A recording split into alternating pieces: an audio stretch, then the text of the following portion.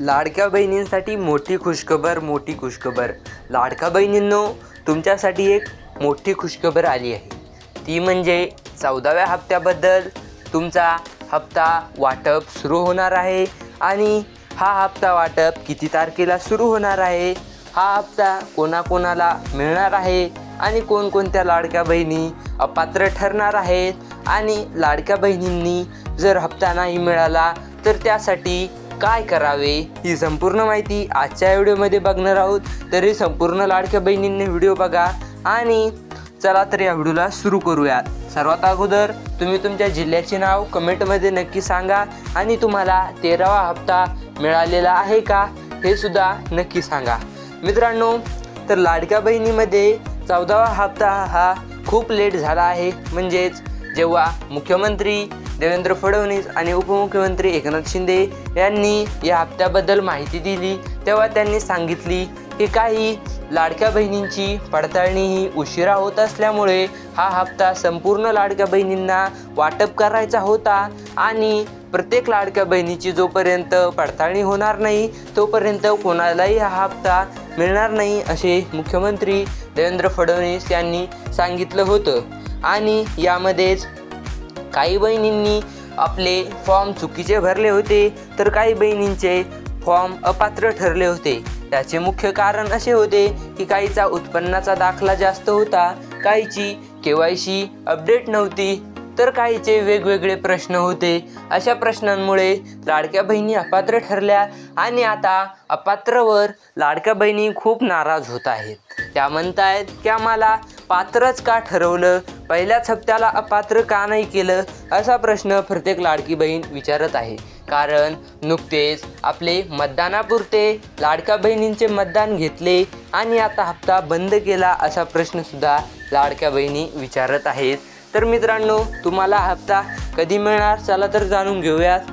आता सर्वात अगोदर मुख्यमंत्री देवेंद्र फडणवीस आणि उपमुख्यमंत्री एकनाथ शिंदे यांनी काय सांगितले हे जाणून घेऊयात. लाडकी बहीण योजना ही आमच्या सरकारची एक जीवापाड योजना आहे आणि या योजनेमध्ये पात्र असणाऱ्या प्रत्येक बहिणीला वेळेवर हप्ता हा मिळणार आहे. तो 1500 असो किंवा काही बहिणींना 2100 असो, हा हप्ता वेळेवर पात्र बहिणींना मिळणार आहे. फक्त पात्र बहिणींना हा हप्ता मिळणार आहे. आणि जर कोणी अपात्र ठरलं आणि काही त्यामागे चुकीचं कारण असतील तर सरकार त्यावर पुनर्विचार करणार आहे.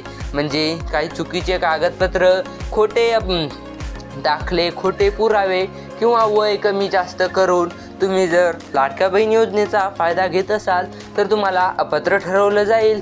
आणि जर तुम्ही अपात्र ठरलास काही कारणास्तव तर तुमच्यावर पुनर्विचार करणार, असे मुख्यमंत्र्यांनी सांगितलं आहे.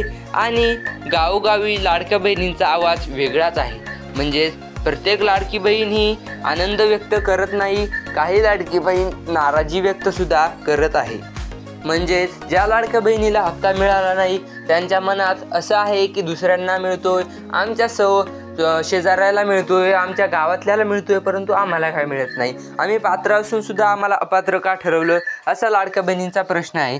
तर त्यांच्यासाठी ही खूप महत्त्वाची बातमी आहे की सरकारनं ठरवलं आहे की अपात्र बहिणीवर सुद्धा पुनर्विचार करणार आहोत आणि त्यांच्यावर सुद्धा काही वेगवेगळे पुरावे काढून किंवा काही माहिती निकष पडताळणी करून तुम्हाला सुद्धा पात्र ठरवण्याचे विचार चालू आहे. तर लाडक्या बहिणींनो, तुम्ही कोणत्याही प्रकारची काळजी करू नका.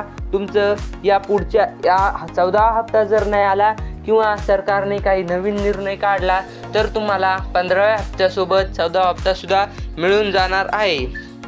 आणि लाडकी बहीण योजना ही फक्त आर्थिक मदत नाही तर महिलांच्या सशक्तीकरणाची दिशा आहे. 14वा हप्ता मिळाला तर आनंद, नाही मिळाला तर नाराजी. पण सरकारने दिलेला शब्द असा आहे की कोणत्याही पात्र बहिणीला न्याय नाकारला जाणार नाही. म्हणजे त्यांच्यामध्ये पात्र बहिणींना हप्ता हा मिळूनच राहणार आहे.